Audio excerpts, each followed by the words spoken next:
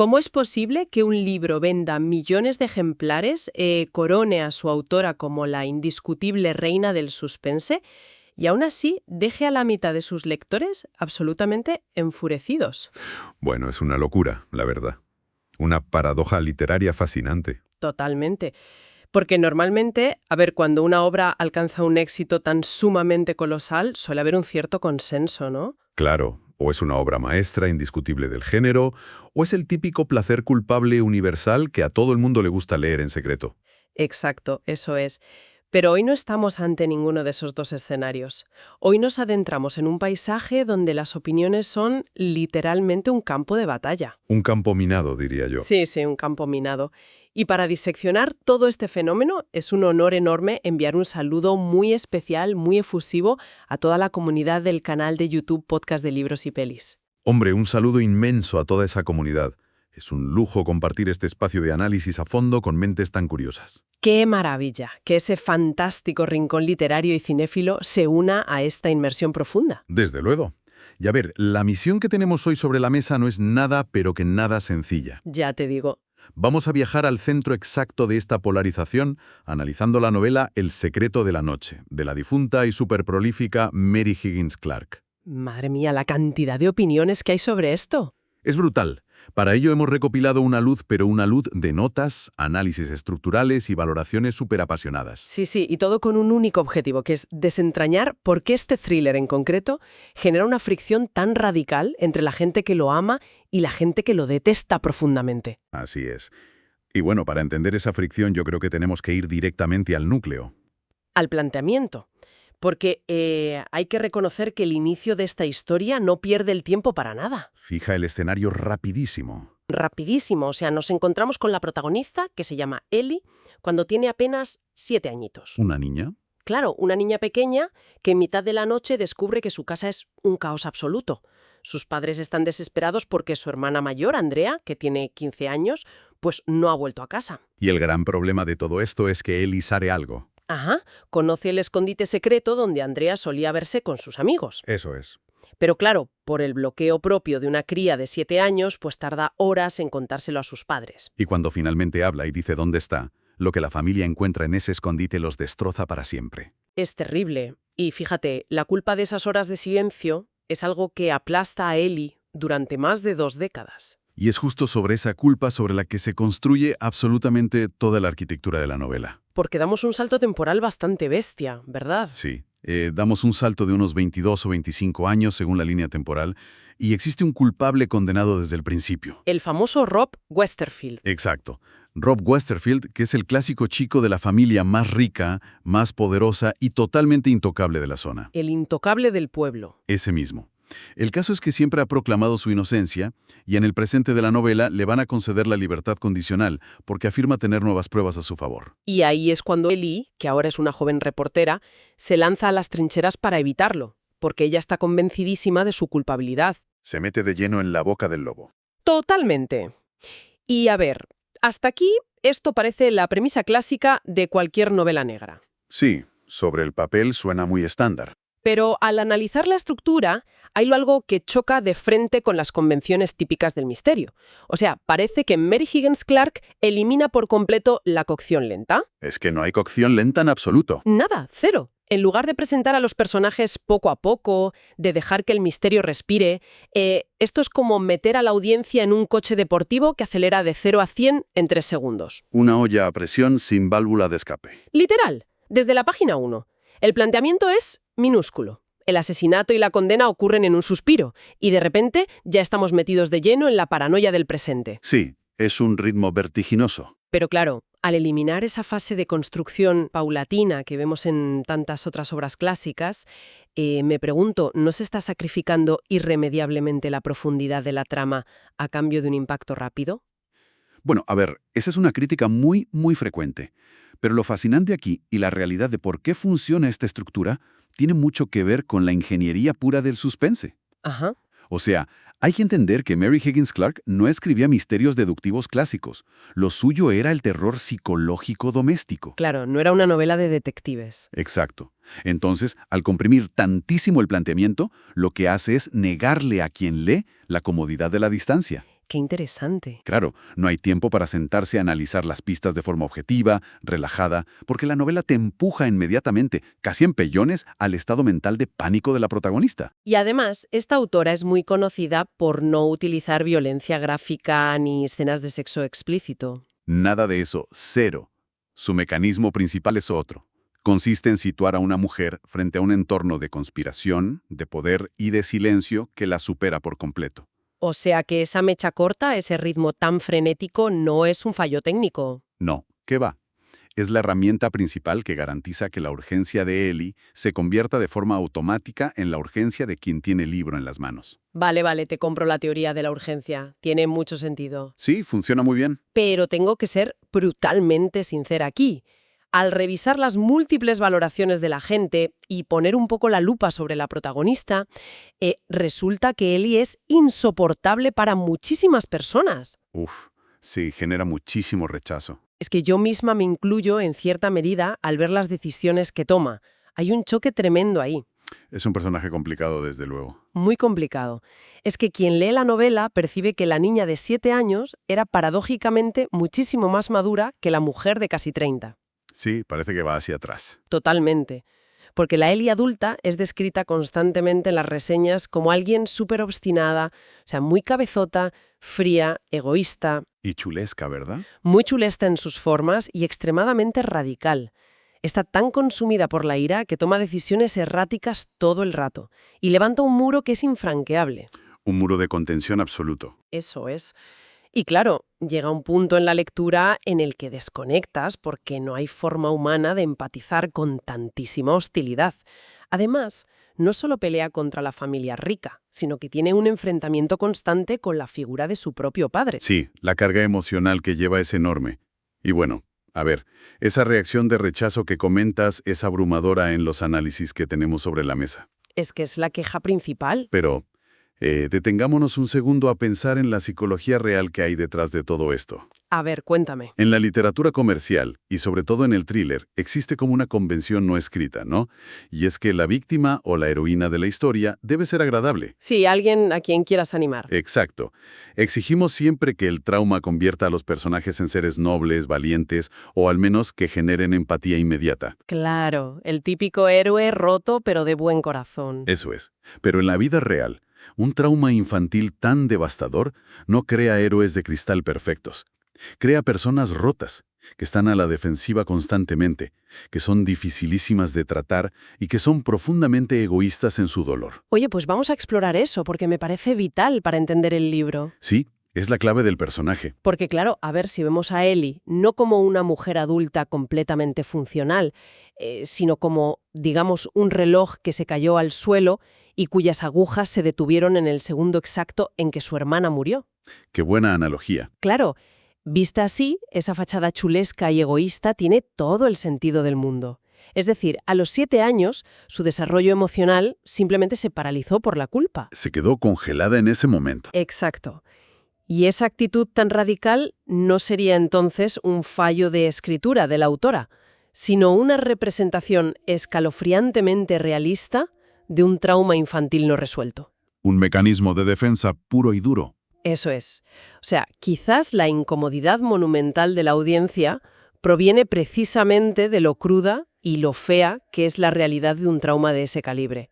O sea, nos molesta la gente rota cuando no se comporta de forma heroica. Es una lectura psicológica impecable. Y si conectamos esto con la imagen general del libro, el problema es que, como novela, se enfrenta directamente a la mecánica de la empatía literaria. Claro, al final es un libro que alguien tiene que querer leer. Exacto. Porque por muy realista que sea ese mecanismo de defensa, la labor de quien escribe es tender un puente, ¿no? Un puente para que la audiencia pueda cruzar ese muro de hostilidad y entender el dolor que hay debajo. Y ahí es donde la cosa falla. Ahí surge la fricción, porque, según muchos de los análisis técnicos que hemos revisado, Mary Higgins Clark retrata esa hostilidad de Ellie a la perfección, pero falla estrepitosamente en construir ese puente. Ya, no te da las herramientas para quererla. No te las da.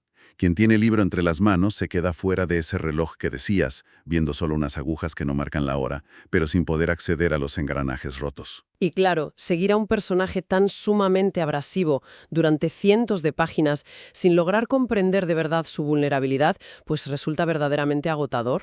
Te agota y te expulsa de la lectura. Lo cual nos lleva, de hecho, directamente al segundo gran cisma de esta inmersión profunda. El famoso efecto de la película de fin de semana. Exacto, el efecto película de sobremesa, porque esa desconexión con la protagonista desemboca en lo que en muchísimos foros y análisis se describe justo así. Y hay una división abismal aquí también. Sí, dos bandos totalmente enfrentados. Totalmente. Por un lado, hay una legión de seguidores que defiende la novela a capa y espada como un pasapáginas espectacular, un entretenimiento súper ágil que, oye, cumple su cometido a la perfección. ¿Que no es poco? Para nada. Pero por otro lado, hay unas críticas feroces que afirman que la trama está sobreexplotada.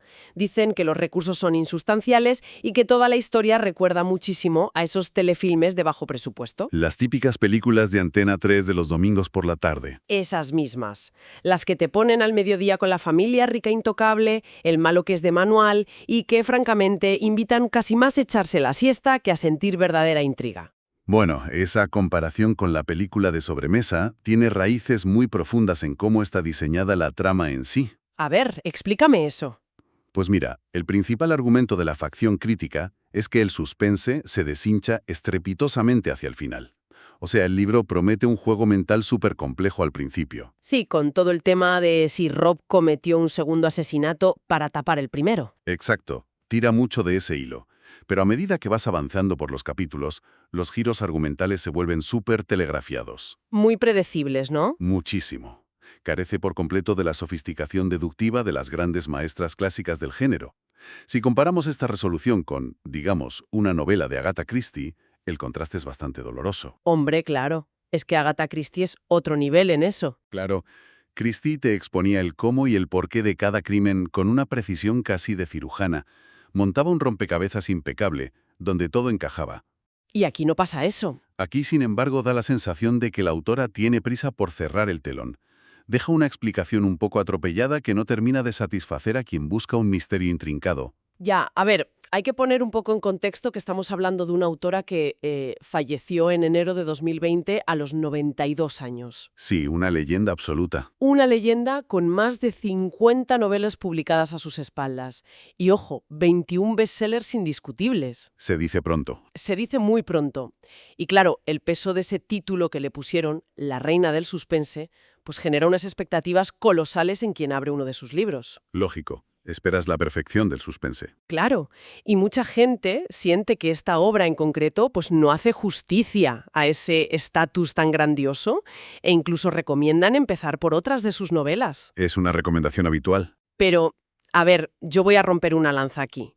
No compro del todo esa indignación tremenda por la falta de complejidad final. Ah, no. A ver, ¿por qué? Porque si analizamos la literatura como si fuera gastronomía, pues no siempre estamos buscando una cena de degustación de 5 tiempos, hipercompleja, en un restaurante con estrellas Michelin. Donde tienes que estar tomando notas mentales de todo. Exacto, para no perderte ningún matiz. O sea, a veces, y creo que aquí reside el verdadero mérito comercial de este libro, lo que el público masivo quiere es simplemente una buena hamburguesa narrativa. Me encanta lo de la hamburguesa narrativa. Es que es eso, un entretenimiento directo, sabroso, rápido para una tarde de domingo.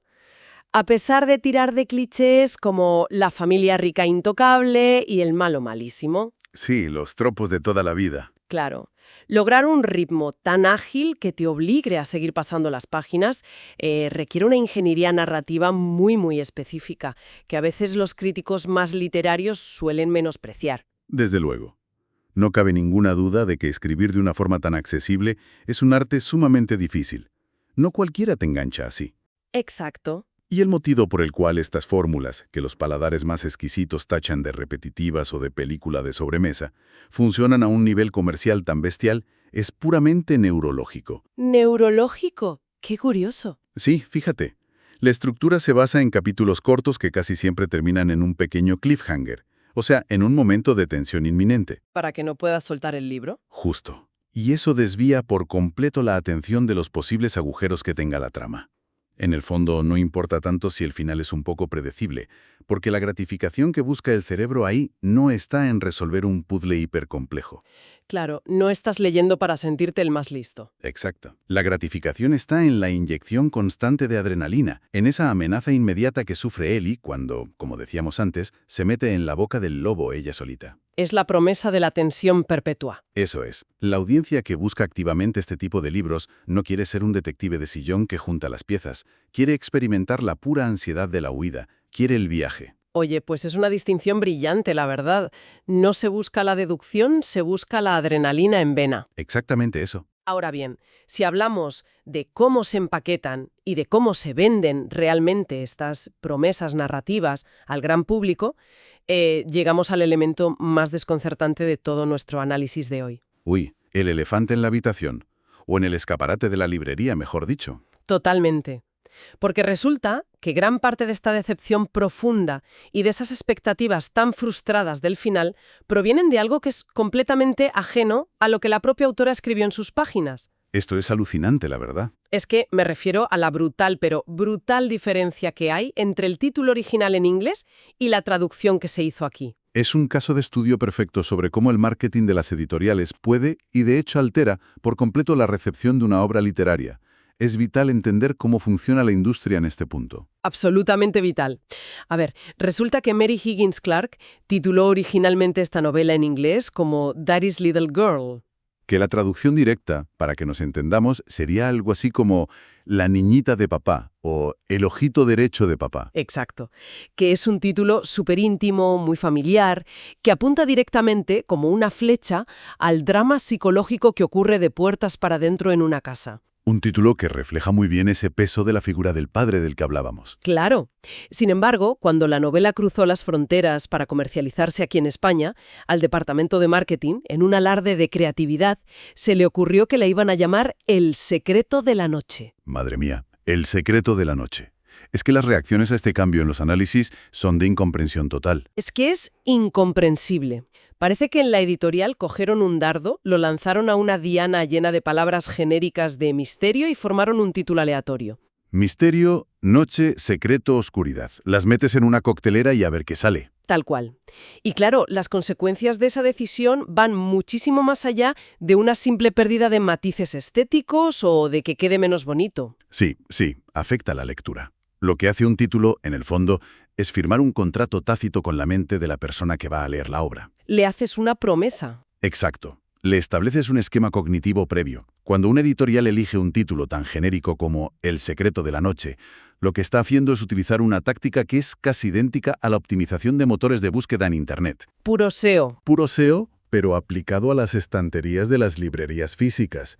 Lo que buscan desesperadamente es capturar la atención de ese comprador impulsivo que va buscando un thriller policial clásico. Alguien que quiere oscuridad, policías y sombras. Claro, están prometiendo un tipo de misterio muy procedimental, muy atmosférico, que luego no es el núcleo del libro. Es que, a ver, es como si te venden entradas de cine para ver un drama intimista, súper intenso, sobre el divorcio y sobre la dinámica de una familia totalmente rota, Sí.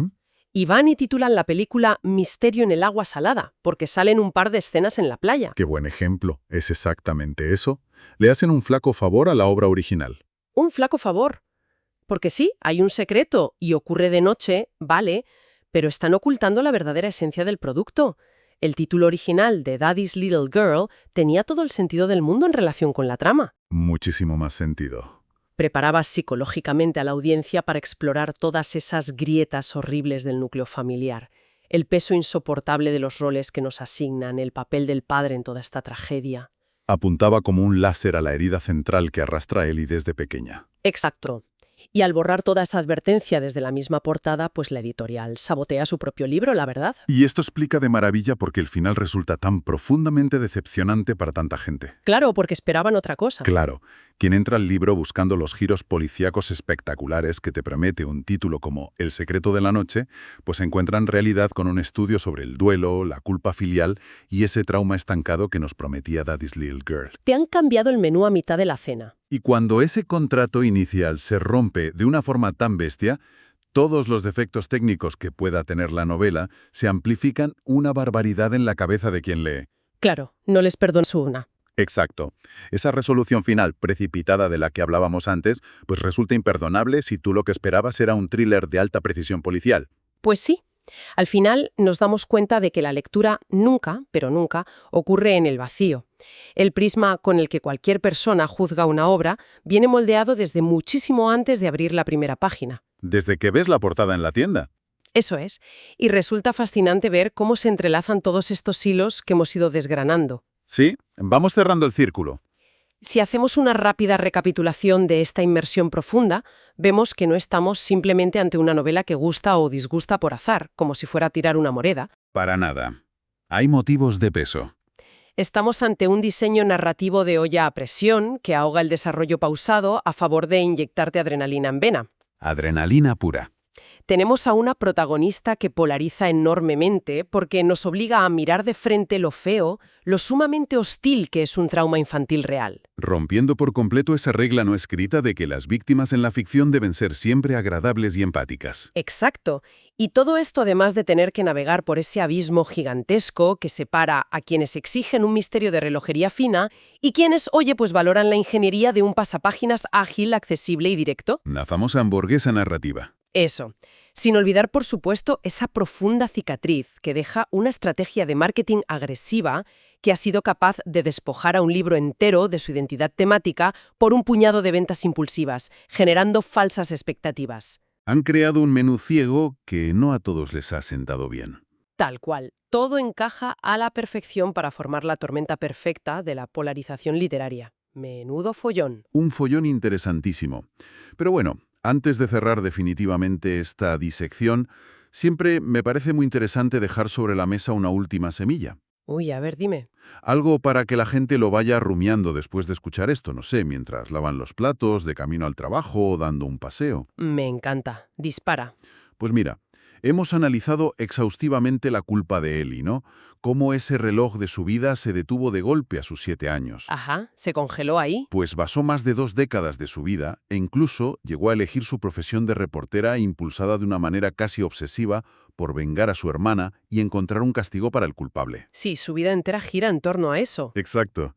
Toda su identidad como persona se construyó alrededor de ese trauma fundacional, lo que nos lleva a una pregunta bastante inquietante sobre la propia naturaleza humana. A ver, que me dejas en ascuas. Cuando una herida define absolutamente todo lo que somos, cada paso que damos y cada barrera de defensa que levantamos, la pregunta es, ¿qué queda de nosotros cuando finalmente se hace justicia? Madre mía.